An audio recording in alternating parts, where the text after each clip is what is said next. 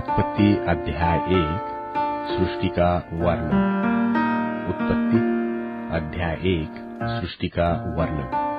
आदि में परमेश्वर ने आकाश और पृथ्वी की सृष्टि की, और पृथ्वी बेडौल और सुनसान पड़ी थी, और गहरे जल के ऊपर अंधियारा था, तथा परमेश्वर का आत्मा जल के ऊपर मंडलाता था। तब परमेश्वर ने कहा, उजियाला हो, तो उजियाला हो गया। और परमेश्वर ने उजियाले को देखा कि अच्छा है, और परमेश्वर ने उजियाले को अंधियारे से अलग किया, और परमेश्वर ने उजियाले को दिन और अंधियारे को रात कहा। तथा सांझ हुई, फिर भोर हुआ। इस प्रकार पहला दिन हो गया। फिर परमेश्वर ने कहा, जल के बीच एक ऐसा अंतर हो कि जल दो भाग हो जाए। तब परमेश्वर ने एक अंतर करके उसके नीचे के जल और ऊपर के जल को अलग कर दिया, और वैसा ही हो गया। और परमेश्वर ने उस अंतर को आकाश कहा। तथा सांझ हुई और फिर भोर हुआ। इस प्रकार दूसरा दिन हो गया। फिर परमेश्वर ने कहा, आकाश के नीचे का जल एक स्थान में इकट्ठा हो, और सूखी भूमि दिखाई दे, और वैसा ही हो गया। और परमेश्वर ने सूखी भूमि को पृथ्वी कहा, तथा जो जल इकट्ठा हुआ उसको उसने समुद्र कहा। और परमेश्वर ने देखा कि अच्छा है। फिर परमेश्वर ने कहा, पृथ्वी से हरी घास तथा बीज वाले छोटे छोटे पेड़ और फलदायी वृक्ष भी, जिनके बीज उन्हीं में एक एक की जाति के अनुसार होते हैं, पृथ्वी पर उगे, और वैसा ही हो गया।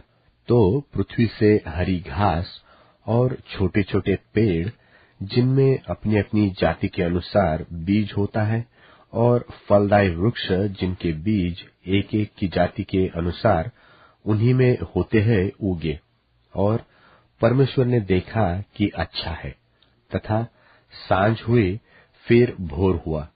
इस प्रकार तीसरा दिन हो गया। फिर परमेश्वर ने कहा, दिन को रात से अलग करने के लिए आकाश के अंतर में ज्योतियां हो, और वे चिन्हों और नियत समयों और दिनों और वर्षों के कारण हो। और वे ज्योतियां आकाश के अंतर में पृथ्वी पर प्रकाश देने वाली भी ठहरे, और वैसा ही हो गया। तब परमेश्वर ने दो बड़ी ज्योतियां बनाई। उनमें से बड़ी ज्योति को दिन पर प्रभुता करने के लिए, और छोटी ज्योति को रात पर प्रभुता करने के लिए बनाया, और तारागण को भी बनाया। परमेश्वर ने उनको आकाश के अंतर में इसलिए रखा कि वे पृथ्वी पर प्रकाश दे, तथा दिन और रात पर प्रभुता करे, और उजियाले को अंधियारे से अलग करे। और परमेश्वर ने देखा कि अच्छा है। तथा सांझ हुई, फिर भोर हुआ। इस प्रकार चौथा दिन हो गया। फिर परमेश्वर ने कहा, जल जीवित प्राणियों से बहुत ही भर जाए, और पक्षी पृथ्वी के ऊपर आकाश के अंतर में उड़े।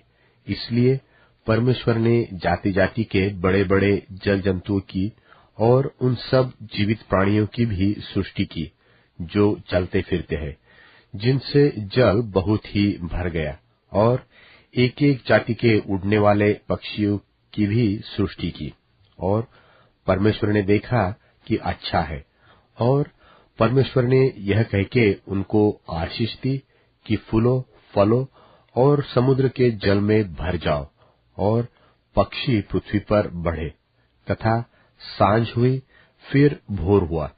इस प्रकार पांचवां दिन हो गया। फिर परमेश्वर ने कहा, पृथ्वी से एक एक जाति के जीवित प्राणी, अर्थात घरेलू पशु और रेंगने वाले जंतु और पृथ्वी के वन पशु, जाति जाति के अनुसार उत्पन्न हो, और वैसा ही हो गया। सो परमेश्वर ने पृथ्वी के जाति जाति के वन पशुओं को, और जाति जाति के घरेलू पशुओं को, और जाति जाति के भूमि पर सब रेंगने वाले जंतुओं को बनाया। और परमेश्वर ने देखा कि अच्छा है।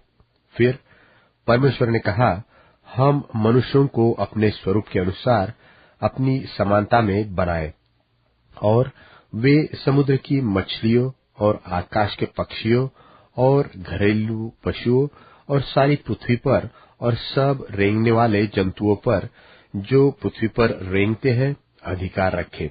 तब परमेश्वर ने मनुष्य को अपने स्वरूप के अनुसार उत्पन्न किया, अपने ही स्वरूप के अनुसार परमेश्वर ने उसको उत्पन्न किया, नर और नारी करके उसने मनुष्यों की सृष्टि की।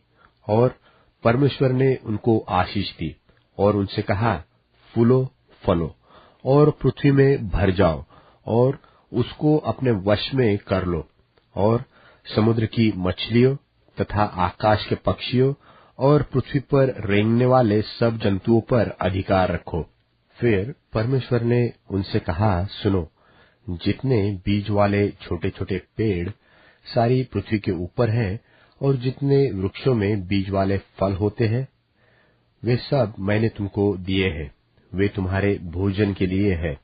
और जितने पृथ्वी के पशु और आकाश के पक्षी और पृथ्वी पर रेंगने वाले जंतु हैं, जिनमें जीवन के प्राण हैं, उन सब के खाने के लिए मैंने सब हरे हरे छोटे पेड़ दिए हैं। और वैसा ही हो गया। तब परमेश्वर ने जो कुछ बनाया था सबको देखा, तो क्या देखा कि वह बहुत ही अच्छा है।